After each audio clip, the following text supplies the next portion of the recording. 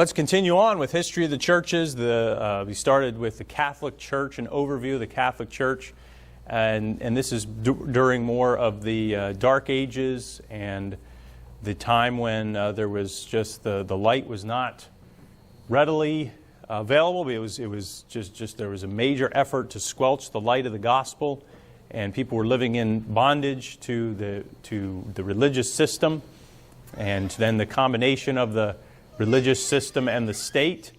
And so we're going to continue with that today. And we left off with forced Christianity last time, talking about the early British. And we have one more just to briefly cover, is the Saxons. The Saxons lived in the area of northern Germany. First mentioned in history soon after the days of the Apostles. They overcame other tribes in the area of Germany. And then they invaded Britain in the 5th and 6th centuries with the Angles and the Jewels. During the reign of Charlemagne in the 9th century, the Saxons in Germany were forced to accept the Roman Catholic religion. They were forced by Charlemagne to be baptized as Catholics and to keep the Catholic rituals upon pain of death. And then these tactics were repeated in many places, such as Poland, Norway, Iceland, Greenland, Sweden, Denmark, and Hungary. So many of the European countries have a long history of being conquered by the established religious system of the day, which was the Roman Catholic Church. And then when you go east, and we won't cover this today, but there was a split between east and west, and so there was the establishment. With the Catholic Church, I would say, were probably even more aggressive. The West was probably a bit more aggressive than the East, or at least maybe for a longer period throughout history, which is why there's so much of this that does focus on the western part of the Roman Empire. And then, and that's when I think about America, that's one of the things, and really not just particularly America, but the Western Hemisphere is really, what is called the New World. It's really interesting and unique to think about when you look at Europe and the forced Christianity there, and how tremendous it was that here in America, that yes, there were in the early colonies, in the colonies in the early days, there was also that effort to try to force Christianity, or force a particular religion or branch of Christianity, what was called Christianity, onto the people. But ultimately, religious liberty won, and we have a heritage in this country of, even a couple hundred years of religious liberty. And so we're thankful for that. The threat now comes not so much by an organized religion, so much as it is the culture has its own, if you want to say, religious ideas. They wouldn't call it religion, but that are being pushed on the country in various ways. So it looks a little different, but there's some forced things that are taking place in our country, and so we need to remember and be thankful for the heritage of religious liberty that we have enjoyed in this country for so long. Certainly, more and more of it is under threat. But we still have it. We just don't have the same, if you want to say, history, and I say baggage, not against these countries themselves, but it is baggage or background of having this heritage of the domination by the religious system. We don't have that, and that's a wonderful thing.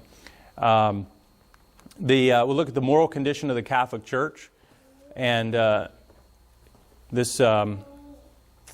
Basically to highlight that while they try to portray themselves as, the popes are the representatives of Christ, they're sitting in the place of God, there's the doctrine of the infallibility of the Pope. This just shows the ludicrous nature of those types of statements and beliefs. When you actually look at the history of what the popes were like, for the most part, it's basically, no, this is a den of iniquity. Rome was a den of iniquity. The the Vatican is a den of iniquity. I mean, it is, and they've covered up. And so back years, I don't know if it was 20, 25 years ago, whenever the big controversy broke about the abuse that was in the United States, and especially in the Northeast in the Catholic churches, and that was a big, big thing in the news for a while, and people were coming forward saying, yes, I was abused in the Catholic Church. That is not different. I mean, that kind of iniquity is no different from pretty much their entire history. It's just in keeping with what it's like. They just now have kind of a different appearance of trying to look more on the outside. And they did that last time as well, or they've done that through history as well. But there's this look like, ooh, the church buildings are fancy, they dress fancy, ooh, these must be such holy people. And if you just look at history, it is not the case. Not the case. And in any religion, you're going to have people who do sinful things. You might even have some controversies here and there. But this is a pattern of immorality, a pattern of perversion. I mean, just a pattern. We're going to see this here. So Pope Honorius in 625, he was there 625 to 638. The Sixth Council declared him a heretic in 680, which caused controversy about the idea of papal infallibility. So in other words, if a pope can be declared a heretic, well then how can you say that the pope is infallible? And the controversy, the doctrinal controversy involved Christ's nature and will. Did he have one or two natures and wills? So that was what that was about. Then Pope Sergius III had two of his predecessors killed and fathered a son out of wedlock. And by the way, with a number of these, fathering children out of wedlock is a common theme. When you tell them they can't get married, what do you expect them to do? I mean, their excuse could be, I'm just trying to rule my household well, but if I can't have a household, how am I supposed to rule? No, they don't say that, but they just, it's just asking for problems. And it's not the least bit scriptural. It's utterly opposed to Scripture. And so Pope Sergius had two of his predecessors killed. What a nice man he was. Sound like a nice man. Pope John the 12th, 955 to 963, he was described as a coarse, immoral man. Pope Benedict the 9th. And by the way, it's interesting, you don't know who these people's, what the names of these people are. They have these, they come up with these papal names, and it kind of hides their true identity, their real name. Pope Benedict the 9th, as you can see, he was Pope 3 times within that period from 1032 to 1048. Wow. He was a murderer and adulterer. He was made Pope at age 20. But he was a murderer and adulterer, and there was some back and forth going on that he was Pope, then he wasn't Pope, and then he became Pope again, and there was just, it was, what a mess, what a mess. Pope Boniface VIII had his predecessor, Celestine V, arrested, and Celestine died in prison. Pope John the 22nd was one of the world's richest men. He issued a papal declaration saying that Jesus and his disciples were poor is heresy. Issued a papal declaration that saying Jesus and his disciples were poor is heresy. So basically, if you teach Jesus and his disciples were poor, you'd be declared a heretic by the Pope. Pope Urban, he was one of the early prosperity preachers of the day. Pope Urban VI is described as a ferocious brute who had 5 of his enemies secretly murdered. John the 23rd made his brother's wife his mistress and had many other relations with women. Frequently consulted a magician. The Catholic Encyclopedia says that now this is the Catholic Encyclopedia. The Catholic Encyclopedia actually doesn't have good things to say about some of these people. Says that he was utterly worldly minded, ambitious, crafty, unscrupulous, and immoral.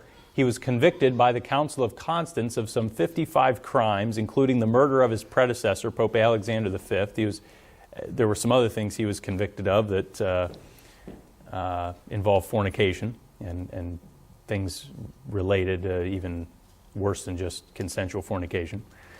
He was deposed from the papacy but retained a position as a cardinal and later became dean of the Sacred College in Rome. Because he was deposed, he is not on the official list of Catholic popes, and a modern pope took the name John the 23rd. And in keeping with what they do, they oftentimes just, if there's a controversy or even if there's a proven accusation or a credible accusation, they just shuffle their officials around to different places. They usually just move them around and put him somewhere else, and that's what they did with him. Pope Sixtus the Fourth built a house of prostitution in Rome, and the inhabitants of the house are said to the inhabitants of the house paid him a weekly tax, so he got pretty rich off of that. And by the way, I was watching a secular documentary about early Rome, and it was very common. I mean, it was very common that the Catholic Church actually put the appearance like, oh, we're outlawing prostitution, but yet they ran the houses of prostitution. I mean, they were the ones who were actually secretly, like a lot of the priests were the ones patronizing it. So that's what they do. That's what they've done. Pope Pius II is, quote, he, quote, freely indulged his passions and fathered 2 children out of wedlock. He also wrote pornographic literature. So he was a nice, moral, upstanding man. Not really. No, he wasn't. And then Pope Innocent VIII had at least 2 children out of wedlock and gained the papacy through bribery. Alexander VI was a vile man who bribed and fornicated. He had at least 4 children out of wedlock and made them rich through his papal appointments. He made his son Cesare Borgia a cardinal at age 18. Cesare was an immoral and violent man who had his brother and brother-in-law put to death. Alexander died of syphilis. Julius II fathered at least 3 children out of wedlock and was a warrior. He liked to go to war and conquer places and people. Sixtus V issued a papal bull declaring his Latin Vulgate Bible true, legitimate, and authentic. So he came up with his own version of the Latin Vulgate. And in 1590, the College of Cardinals stopped all sales of this Bible and bought and destroyed as many copies as possible.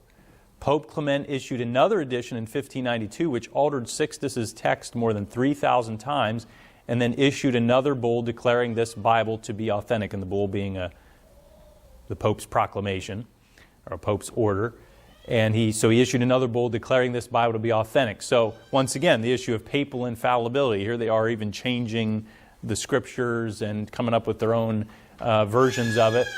And so once again, not with papal, there's no papal infallibility there. Yeah, it's fine. He can go, if you could put him in with her, that would be helpful, actually. Yeah. All right. Also, monasteries and convents were filled with immorality. Historian John Christian says Archbishop Morton in 1490 accused the abbot of St. Albans with emptying the nunneries of Pray and Sapnel of modest women and filling them with vile women. And so who knows over the centuries, last 1,500 years, what has gone on in the convents and the monasteries. I mean, it's hard to even imagine, but I'm sure we can to a certain degree. And then also Luther's visit to Rome in the late 1400s. Instead of a city of prayers and alms, of contrite hearts and holy lives, Rome was full of mocking hypocrisy, defiant skepticism, jeering impiety, and shameless revelry. Luther is quoted to have said, "If there be a hell, Rome is built over it." And so that was his impression of the place. Also, we'll look at the wealth of the Roman Catholic Church here in the just a couple minutes we have left. The Papal States. A large portion of modern-day Italy was taken by force by Emperor Pepin and given to the Pope. In 1860, the Kingdom of Italy was formed, and the Pope was left only with Rome, later Vatican City. Now, that really was interesting to me, that and I don't necessarily know a lot about the history of Italy, so it actually was fascinating that it was only in 1860. And so that is something maybe I'd have to go back and maybe verify with a couple sources. I'm thinking that just seems way too recent. Maybe is that right? But either way, very recent. And that when you think about the United States and have been the Declaration of Independence, 1776, that throughout our whole history from the Constitution onward, when that was ratified, we've been a country of religious liberty, so we don't have that background. So even if that's a typo, from the book I was looking at, that's what it said. And even if that were a typo and it was maybe a couple hundred years off,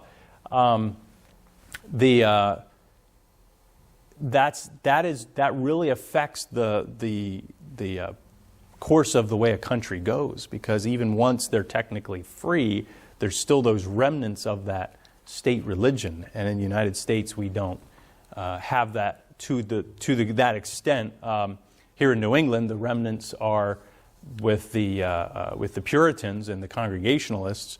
That was really the state religion, so to speak, until there was religious liberty given for all people.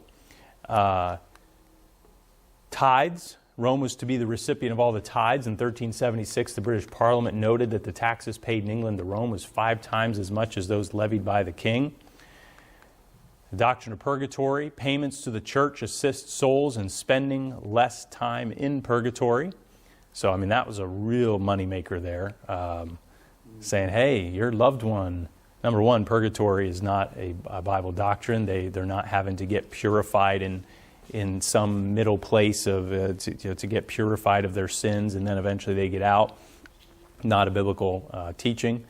But if you get people to believe that and then say, well, if you make payments to the church, you are helping the soul of this person to get through purgatory. They don't have to spend as much time there. Well, who wouldn't want to do that? Boy, I don't want my loved one being just stuck in purgatory for so long.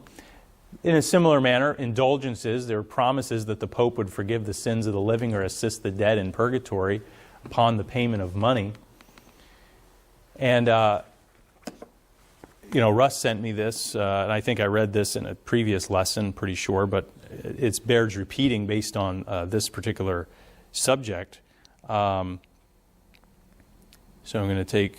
let's read this. So this is, the priests of the Sacred Heart has received a memorial gift requesting the soul of your loved one be remembered daily in their masses and prayers as long as the grace of God is needed. May this thoughtful tribute bring solace and consolation to you as it likewise helps to spread the kingdom of God on earth. And so, received a memorial gift. What does that mean? They're making a payment for the priest to pray for your loved one. It would have blown your mind if you knew how much it was. Really? Okay. It's a lot. Okay. Yeah. A lot. A lot. Okay. I just And said I wouldn't say anything. sure. No. Understandable. But how sad is that? How sad is that people are stuck in that system of bondage, that they think that they need to pay a priest to pray for the soul of their loved one. Number one, once they're dead and gone, there's nothing more that can be done for them, first of all. They made their choice on earth. Number two, what kind of a ministry is that? Oh, I'll pray for them, but only if you pay us money. This will help your loved one's soul if you just pay us this money. What a racket. It is an absolute racket. And but yet people buy into it because they don't know their Bible. They've not been taught. So think about the European countries. Think about the places that were under the thumb of Rome and how much these things got drilled into them, and how hard it is then to come out of that, because the Catholic Church is still a very powerful force in Europe today. Yes? Did I hear you say that the tithes were actually 5 times the amount that the king would ask of taxes? What it was it was estimated that the British Parliament had discovered that basically what was being sent to Rome in tithes was 5 times more than what people were paying to the king in taxes. So I don't know that it was. They had to do the purgatory and indulgence. Well, then you have purgatory, you got indulgences, and I mean, just keep extracting that money. It's all about the money.